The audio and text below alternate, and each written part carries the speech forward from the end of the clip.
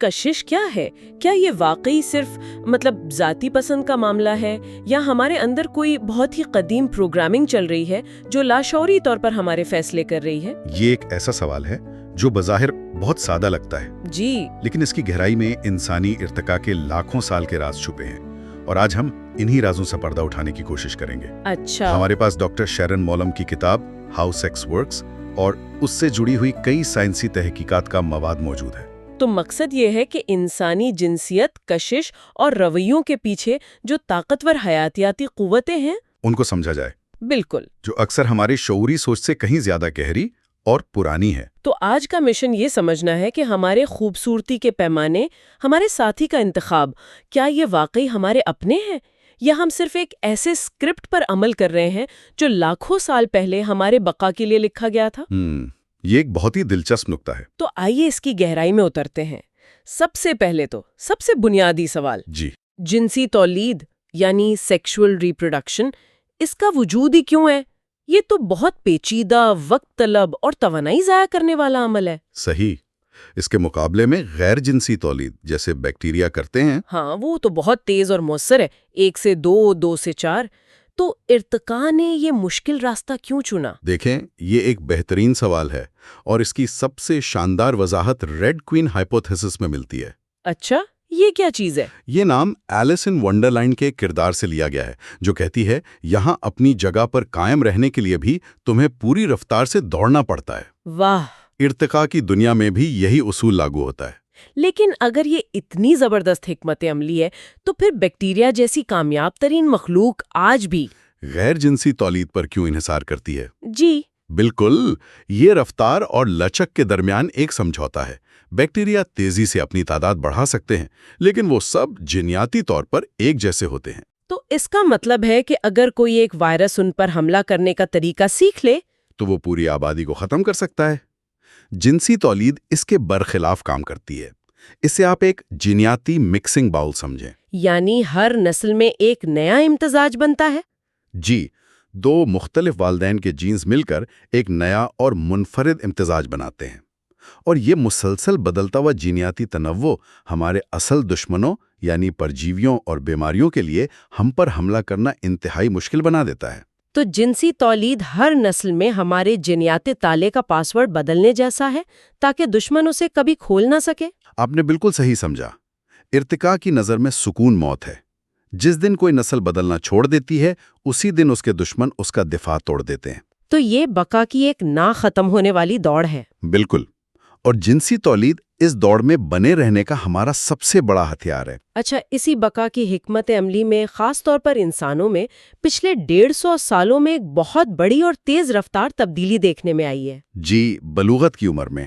بالکل، کتاب کے مطابق لڑکیوں میں بلوغت کی اوسط عمر 17 سال سے کم ہو کر صرف 12 سال رہ گئی ہے۔ 12 سال! یہ تو ارتقائی لحاظ سے پلک جھپکنے جیسا ہے۔ اتنی بڑی تبدیلی اتنی جلدی کیسے آ گئی؟ دیکھیں، اس کی کوئی ایک وجہ نہیں ہے، بلکہ کئی عوامل مل کر کام کر رہے ہیں۔ ایک نظریہ ہے سائیکو سوشل ایکسلریشن تھیوری۔ اچھا، اس کے مطابق ہمارا جدید طرز زندگی، خاص طور پر بچپن میں بڑھتا ہوا ذہنی دباؤ اور غیر یقینی صورتحال، جسم کو یہ لاشعوری پیغام دیتی ہے کہ ماحول غیر مستحکم ہے۔ تو نسل آگے بڑھانے کا عمل جلدی شروع کر دو۔ جی بالکل، یہ تو ایسا ہے جیسے کوئی طوفان آنے سے پہلے ہی اپنی فصل کاٹ لے۔ لیکن کیا اس کی کوئی اور وجوہات بھی ہیں؟ جی، ایک اور نظریہ حیاتی والد کی غیر موجودگی سے متعلق ہے۔ کچھ تحقیق سے یہ اشارہ ملتا ہے کہ جن گھروں میں حیاتی والد موجود نہیں ہوتے، وہاں لڑکیاں جلد بالغ ہو جاتی ہیں۔ ہاں، خیال کیا جاتا ہے کہ اس کی وجہ فیرومونز یعنی وہ کیمیائی اشارے ہو سکتے ہیں جو جسم خارج کرتا ہے۔ لیکن جو سب سے ٹھوس نظریہ ہے وہ کیا ہے؟ وہ ہے بچپن کا موٹاپا۔ موٹاپا؟ اس کا بلوغت سے کیا تعلق؟ اس کا بہت گہرا تعلق ہے۔ جسم میں چربی کی ایک خاص مقدار دماغ کو یہ سگنل بھیجتی ہے کہ ہمارے پاس ایک بچے کو 9 مہینے پیٹ میں رکھنے اور پھر اسے دودھ پلانے کے لیے کافی توانائی ذخیرہ ہو چکی ہے۔ صحیح۔ تحقیق کے مطابق جن لڑکیوں کا وزن زیادہ تھا، ان میں 9 سال کی عمر سے پہلے چھاتیوں کی نشوونما کا امکان 80% زیادہ تھا۔ تو یہ سارے عوامل مل کے کام کر رہے ہیں؟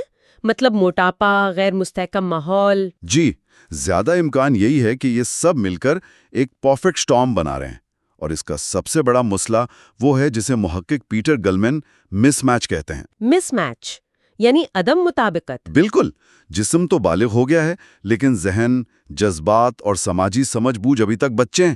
تو جسم تولید کے لیے تیار ہے لیکن دماغ ابھی زندگی کے ان بڑے فیصلوں کے لیے تیار نہیں۔ اور یہ جدید معاشرے میں نوجوانوں کے لیے ایک بہت بڑا نفسیاتی چیلنج بن جائے۔ یہیں سے کشش کا کردار شروع ہوتا ہے۔ آئیے اب ان جسمانی خصوصیات کی بات کرتے ہیں جنہیں کشش کا معیار سمجھا جاتا ہے، جیسے آور گلاس فگر۔ جی، پتلی کمر اور چوڑے کولے؟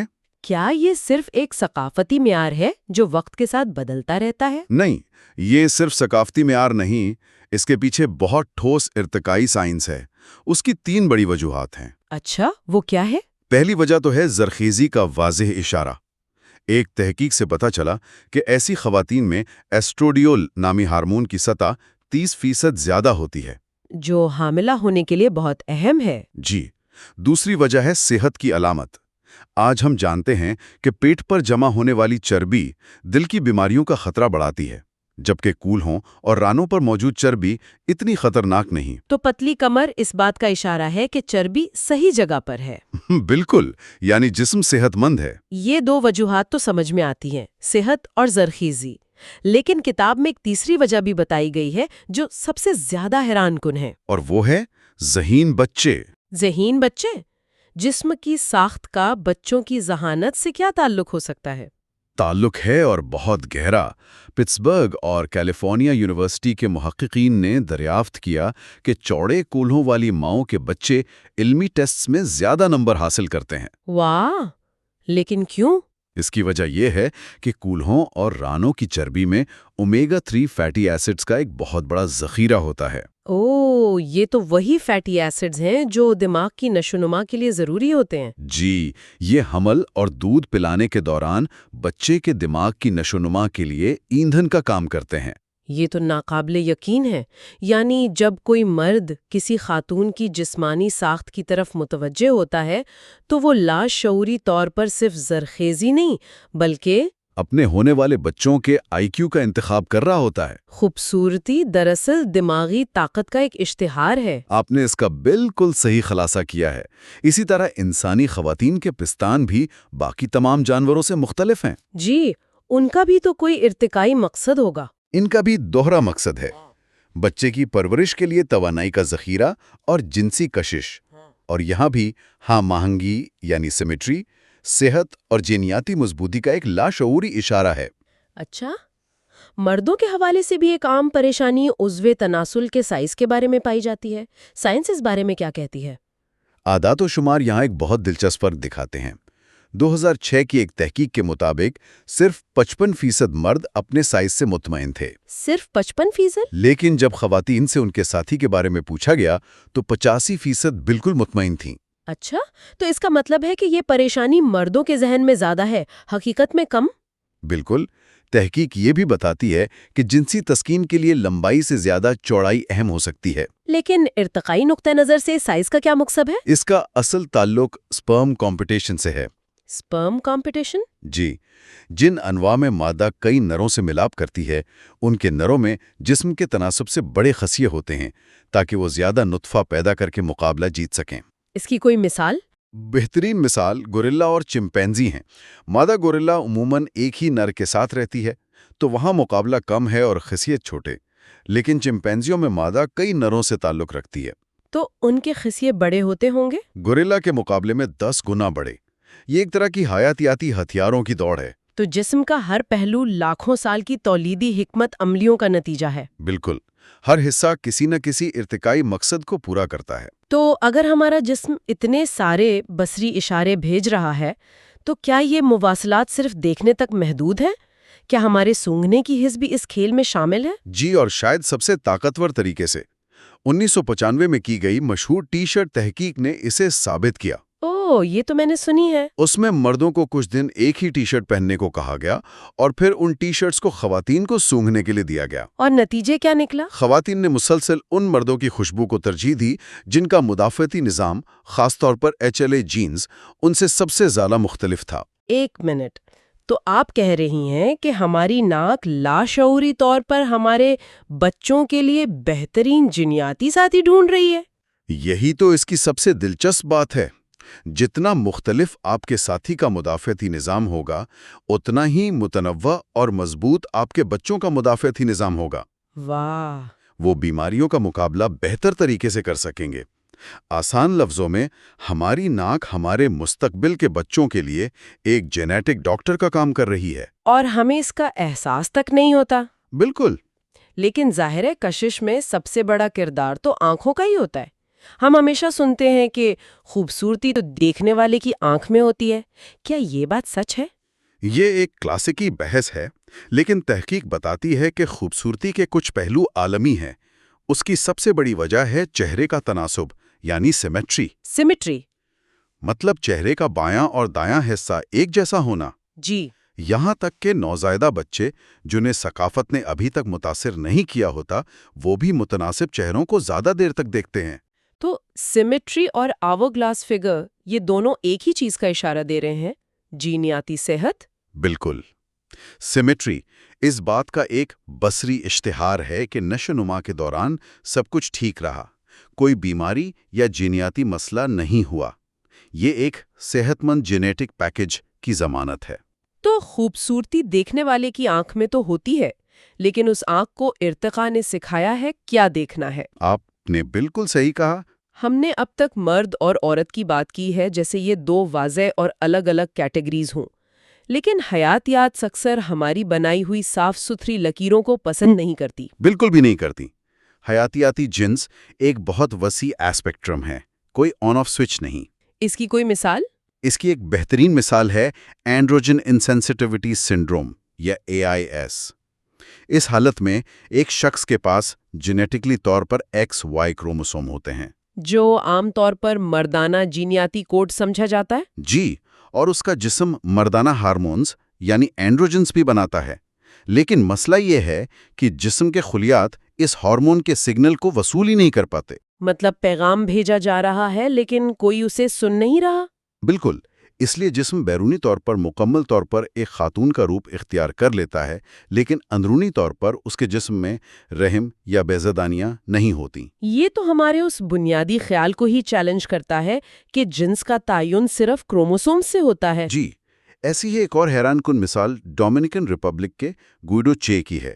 یہ جینیاتی طور پر مرد بچے ہیں جن میں ایک خاص انزائم کی کمی ہوتی ہے۔ تو پیدائش کے وقت ان کے جنسی اعضاء زنانہ دکھائی دیتے ہیں؟ جی، اور ان کی پرورش لڑکیوں کی طرح ہوتی ہے، لیکن بلوغت کے وقت ان کے جسم میں مردانہ ہارمونز کا ایک طوفان آتا ہے اور 12 یا 13 سال کی عمر میں ان میں مردانہ خصوصیات پیدا ہونے لگتی ہیں۔ یہ کہانیاں تو اس خیال کو مکمل طور پر چیلنج کرتی ہیں کہ جنس پیدائش کے وقت طے ہو جانے والی ایک مستقل حقیقت ہے۔ اچھا، یہ تو جسم کی بات ہوئی۔ اس وقت کیا ہوتا ہے جب ذہن اور جسم کی شناخت میں فرق ہو؟ اس حالت کو اب جینڈر ڈسفوریا کہتے ہیں۔ یہ کسی شخص کی جسمانی جنس اور اس کے اندرونی طور پر محسوس کی جانے والی صنف کے درمیان ایک گہرے اور تکلیف دہ تضاد کا نام ہے۔ پہلے اسے ایک نفسیاتی مسئلہ سمجھا جاتا تھا، لیکن کیا اب اس کے پیچھے بھی کوئی حیاتیاتی وجہ سامنے آ رہی ہیں؟ بہت سے شواہد اب اسی طرف اشارہ کر رہے ہیں۔ کچھ تحقیقات نے ٹرانس جینڈر افراد کے دماغ کی ساخت میں بھی فرق پایا ہے۔ اچھا؟ جی، دماغ کا ایک حصہ جسے BSTC کہتے ہیں، وہ عام طور پر مردوں میں بڑا اور عورتوں میں چھوٹا ہوتا ہے۔